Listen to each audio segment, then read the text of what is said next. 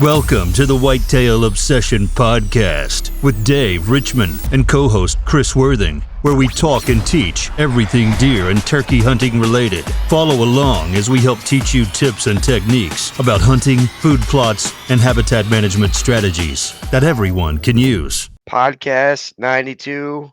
Chris is better, and now I'm sick. I'm going to kill you twice. I'm going to kill About you dead time. twice. And then About once I time. kill you with a car, I'm going to back up in reverse and peel wheel. It's It's all your about fault. time. It's all your fault. I'm so glad you got something. Thanks a lot. Thanks a Paybacks. lot. So I know we start the last 5 episodes with Chris being sick, but let's just put this to rest that you finally got, I think, the correct medicine, and now Maybe. you're actually getting better. Maybe. You Yep. sound better. I do. I sound a lot better.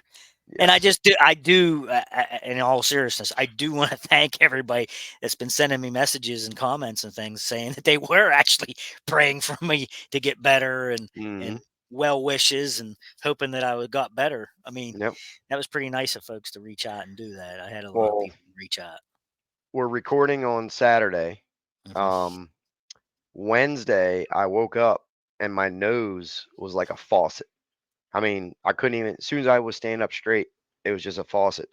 Mm. So I thought it was like allergies. So Yeah, that's I ended up buying some Benadryl, and it kind of dried it up a little bit. And then Thursday, I woke up, my throat was sore. I literally like lost my voice.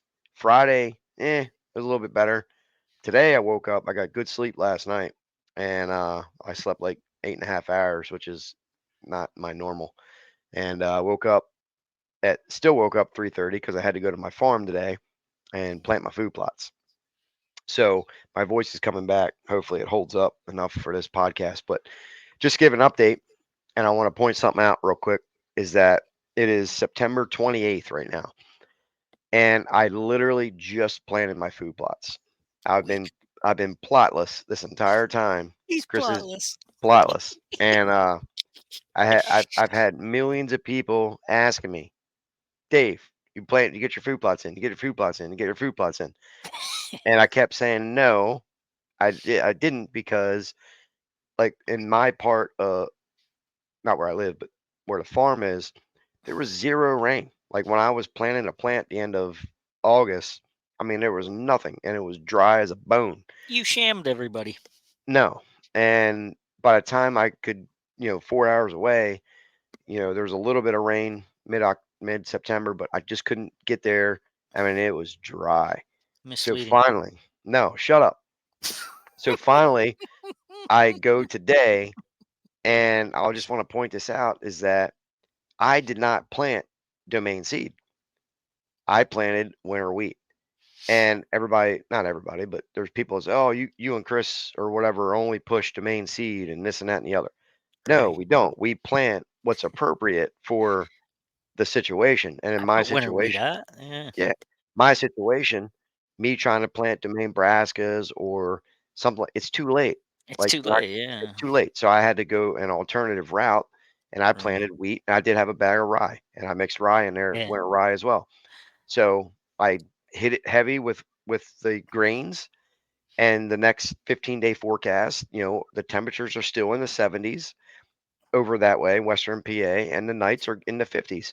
That's still plenty of time for the wheat and rye to germinate. Um, and there's lots of moisture coming. It's Oh supposed yeah.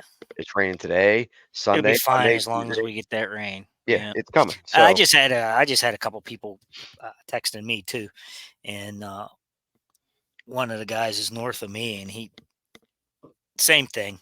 He said, "Should I plow it and replant something?" I said, "Well, is it still bare dirt?" And he said, "Yeah." I said, "Well, just go out and get winter wheat or rye, whatever your choice is." I said, "I would suggest winter wheat though." So I said, "Get winter wheat and oats." I said, "But if you put in oats, it's going to." He's further north than me. I said, "So you only got a 2-3 week window." Well, it's already up like 3 inches. He did it last week. It's up like 3 inches already, and he's slewed with turkeys, and they're mhm. digging it all up. So now he's upset because they're actually using it and eating it. I was like, "You're planting it for them to eat." Well, I mean, what do you? So if you don't like the turkeys, chase them off. Right. I You said, talking about? Is this Travis? yeah, Travis been blowing you up too. Today, yeah. He was Yeah. he was Well, telling me he blew me up. He was blowing me up, but he tried texting me this morning. I was like, dude, I'm at a wedding, please. So yeah, he was done. yeah, He left. He he was left me alone messaging me today. this morning asking Mhm. because he's been checking in every week. Dave, you get your Yeah, plots planted. You get your plots planted. No, not yet. yeah. Um, He blew my stuff up lately, which is fine. I don't care. But but then, he you know, was I got other guys, saying, "Hey, yeah, we had a drought all this time. Now I got too much water. What do I do?" I was like, "What can you do? nothing. You can't do nothing about it. Go put a What do you want? tarp on it. Yeah, what do you want me to tell you? You can't do nothing about it." Right. I said, It "Just is what it is. you're gonna get rain now, and then you're gonna get days that aren't rainy. I I mean, mean, just look at wait it me. out." This is the first year that I haven't had my plots in the end of August. I mean, we're in You the don't end of listen to me anyhow. You're done. You're yeah, plotless. whatever. Silly. You watch. Come November, I'm gonna have a green carpet, and that's going to take me all the way through December and January and February, like that. January, February, and then March, April, it's going to green up again. I'm gonna have turkeys and blah blah blah blah blah. You'll have a head cold for 7 weeks and can't go. No, that's you because you're old and weak. Today's podcast, Bacterial. yeah, bacterial. Today, let's be serious. Today's podcast is what's today's podcast? September law. No, October Law. So it's October Law time, and you're going to be seeing it all over the internet. So we figure we catch it early and post it the end of September, so that way people can be ready for it. They can be ready for All the drama, all the drama. Yeah. yeah, all the drama that you cause. Um, Chris, is the October Law real? Of course it is. Really? Yeah, because everybody gets in the woods and spooks them off. Right. So that technically there would be a September Law too, then. Yeah, because they're all out scotting and hanging stands right now, so they're Right. already pre bumping their deer. So let's explain it. What happens? What It's what a lot of what There's what a are the lot of pressure multiple? involved with it. Well, that's not When the only thing, but a deer's in the woods 12 months out of the year, and you're only in there 2 months out of the year, and you're in their territory now. They know you're there. mhm, You're bumping them around, you're pushing them out of your area, you're putting extra stink and smells in the woods. They know what's happening. You know, uh, not only that, but this time of year they're out scavenging. They're picking up the oaks, the acorns from the oaks and everything. They're spread out a lot. mhm, You know, um, they're gearing up, getting ready for pre-rut. They're eating a lot and reserving energy. They're out laying around and things. I mean, it happens every year, and people should be mhm. used to it by now. And I don't know why, but every year Facebook explodes with this crap saying there's October law. Where did the deer go? You know, I don't even think that's a good answer or a good question anymore. I don't understand why people can't get it. It happens every year.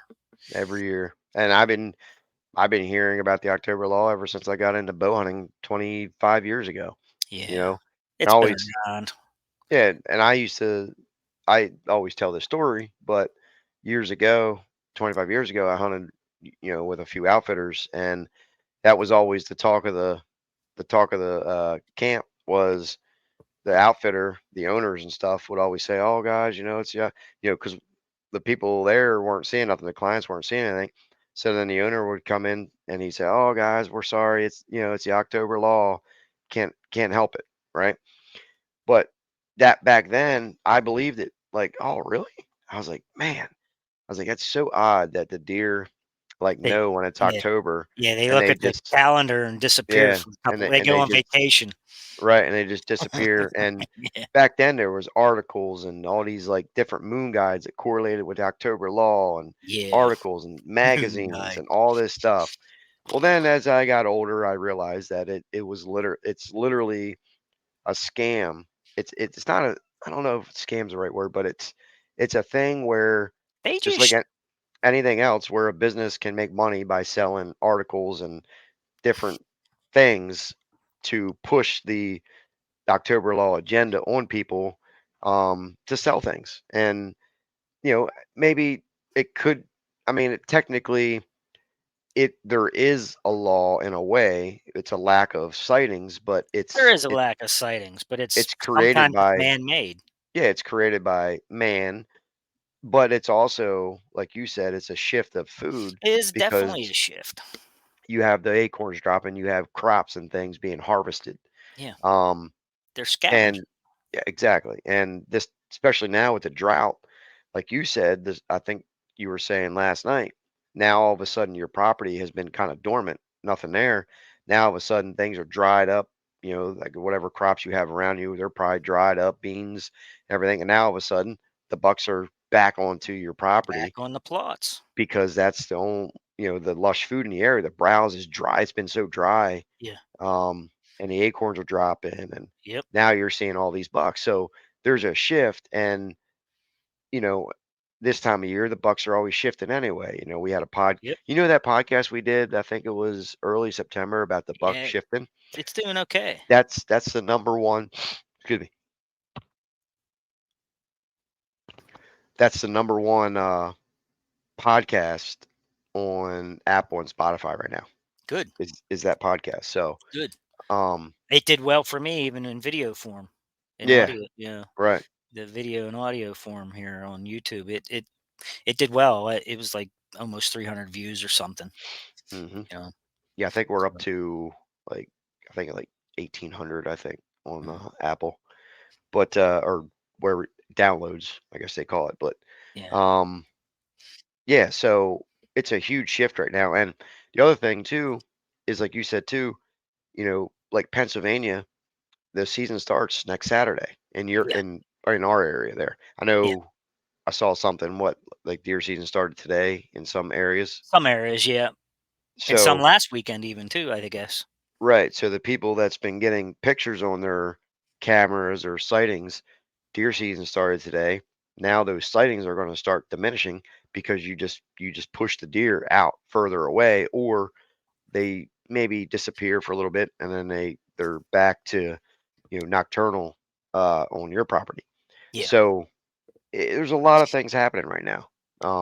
Well, I just saw a question before I got on here tonight, and a guy was asking, what do I do? How do I get out of my blind at night when the field's still full of deer? And that causes a lot of problems. If you're climbing out of a stand or getting out of a blind as the deer are still in the field, and you bump them a few times, that's only going to happen a few times, literally, if not just one time. Mhm. If you're lucky, they'll come back. Well, But think of last year at your property across the street. yeah, how many times? All them deer bucks that you had in your plot, you were texting me 8:30, 9 o'clock at night, and you're still in the stand because you Still in didn't the bust them stand, out. pitch But black. flip it the other way.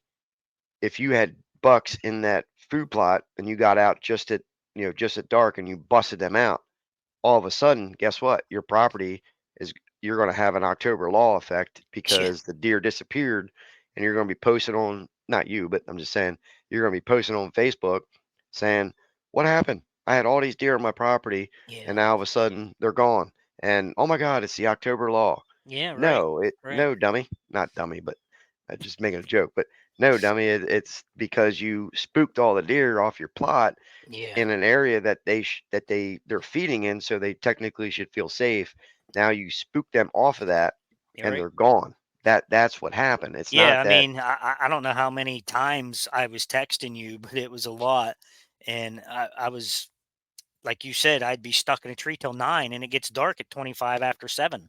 Right at It's that time. past Yeah. hunting hours even, Right. I mean, uh, legally wise, I shouldn't have been in the woods still. I mean, technically, but I'm not going to take a chance on busting any of my bucks and pushing them off the property by getting down Hmm. and walking away, Right. because I mean, entrance and exit is a big thing, but when you have a evening spot like that, it's hard to get out of.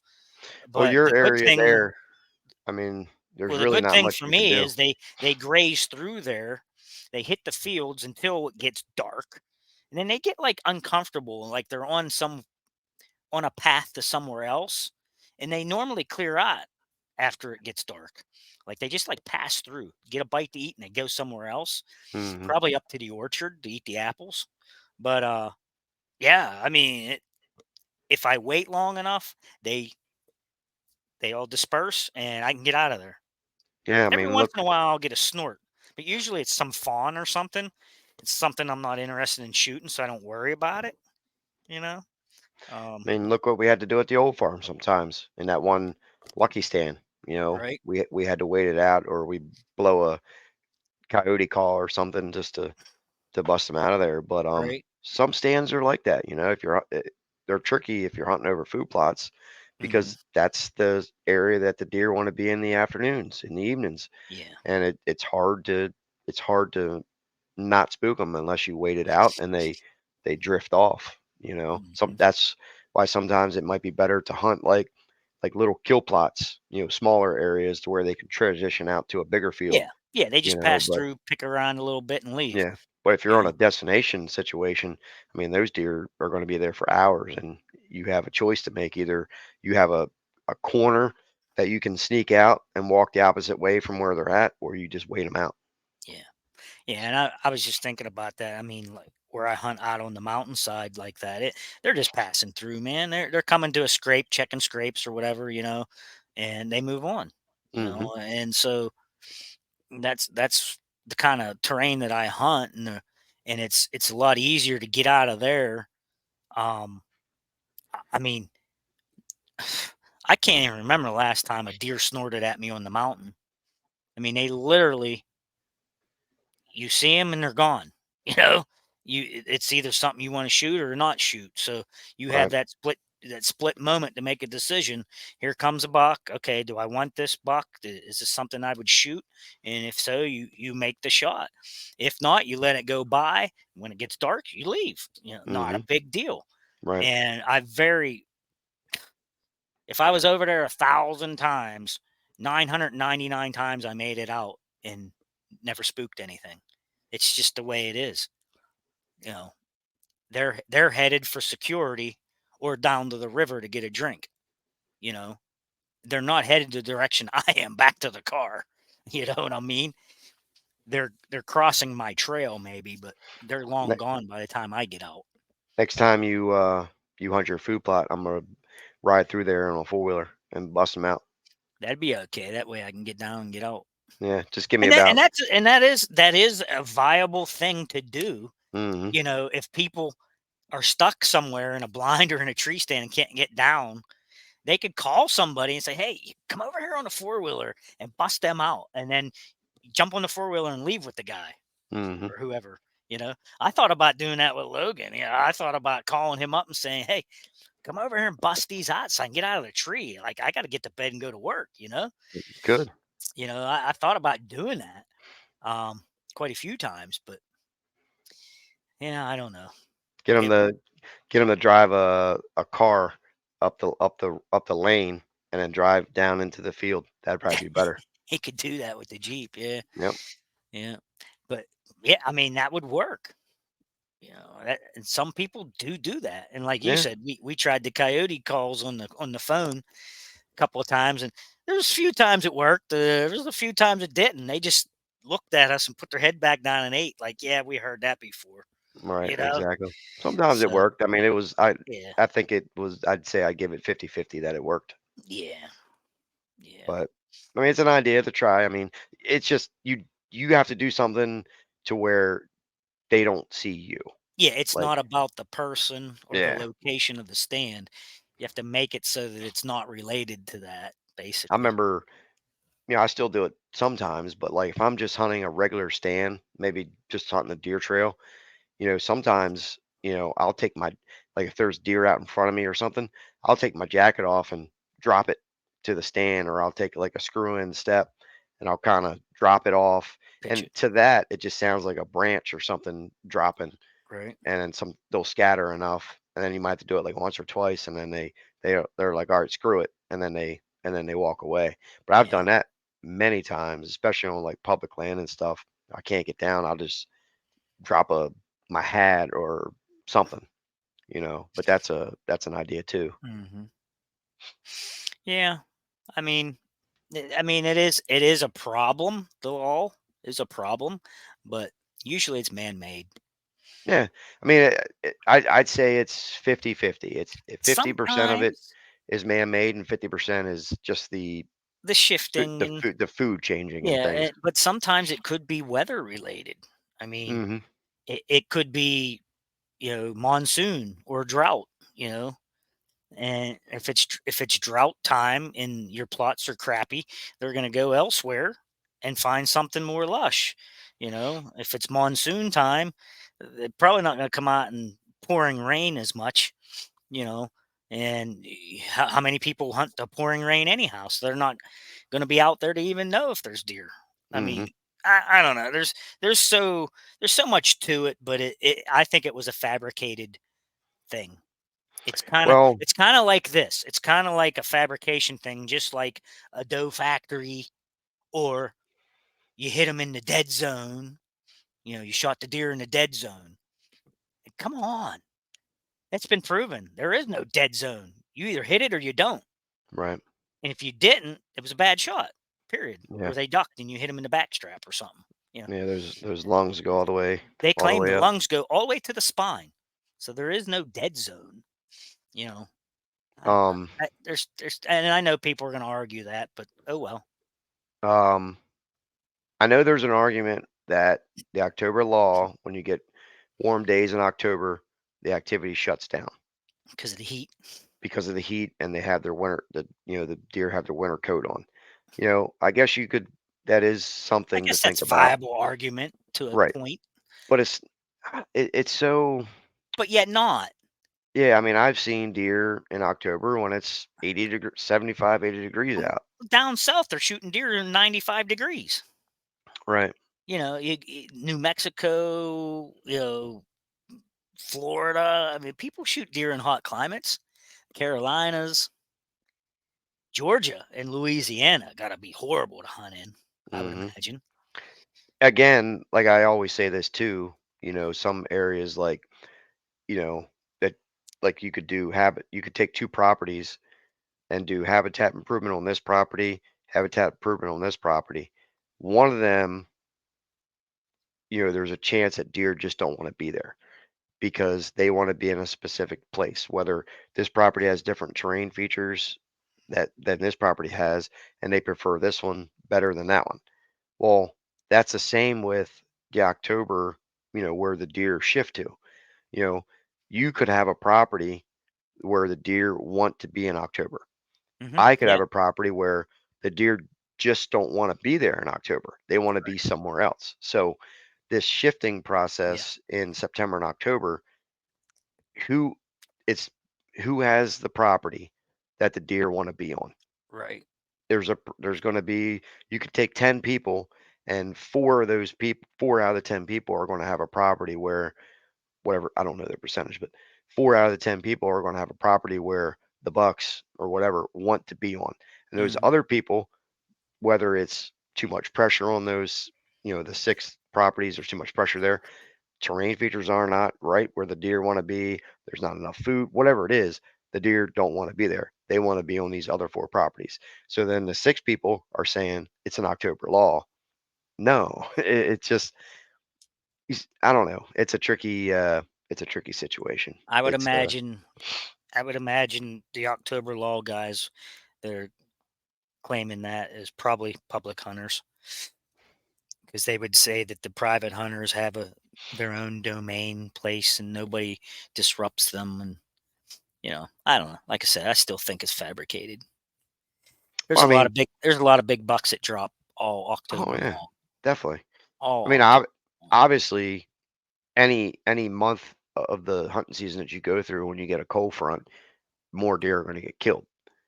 So the weather, everything has an effect on deer movement. The weather, the cold, rain, moisture, time of the year. I mean, all these things have an effect on deer. But the fact is, whether it's September, October, November, December, January, February, deer still have to feed whatever it is, 3, 4, 5 times a day. They still got to pack on food. Yeah. So They're they're they're just not going to lay 24 hours a day They're and not daylighting somewhere. That's one right. of my favorite Yeah, phrases. They're they're daylighting somewhere. somewhere. You just have to Right. figure out where they're at. Right. And it may not be on your property. It may not be standing in your You food know. plot at 5 Right. PM when you're in a ladder stand Right. 15 yards from them. If you're only hunting 20 acres, those deer are going to roam off of 20 acres. So, For sure. those 20 acres. So in October, or September, or November, whatever, if the deer aren't on your 20 acres, guess what? You're SOL. That's right. I was SOL last year, remember? Yes, When we were Sika stag hunting I will kill and we you were for laying bringing that up. in the hotel I'm going to kill you. and I'm looking at my phone and I said to Dave, I think this is my target buck just got shot. He's like, how do you know? I said, well, they said it was on the adjoining road to my destination plots. And I said, here's a picture of it. And I scrolled through my gallery on my phone and got some trail camera pictures and we identified it. And I was like, that was him. That was the 11-point target buck I You was just, after. you just brought back memories that I don't appreciate. You're Sick of hunting. weak. Sick He's of hunting. weak. Not I'm a, only did not only did you kill my Sika buck, oh my okay, gosh, here we go. you didn't have any change for the frickin' dryer, and our clothes were soaked. I will kill you for that. Yeah, I'll kill you. You're the one who took me there and dropped us off in the rain. Dum dum. Yeah, we got We got soaked in the soaked. rain. We go back to the hotel, and the frickin' lady at the counter didn't have any Didn't have change, change. and the dryer only took quarters. Why wouldn't it take a dollar bill? There's That's no dumb. only change. So I'm in a pair of boxer shorts because we was already up to the room, and he's like, "We don't have enough change. We got to go to the store." So I'm in my boxer shorts. I grab my wallet. We go down to a local gas station. I go in, and all I had, the smallest bill I had was like $10. So I got $10 and quarters off of the guy. We go back, we load everything in the dryer, load it up with quarters, run the thing.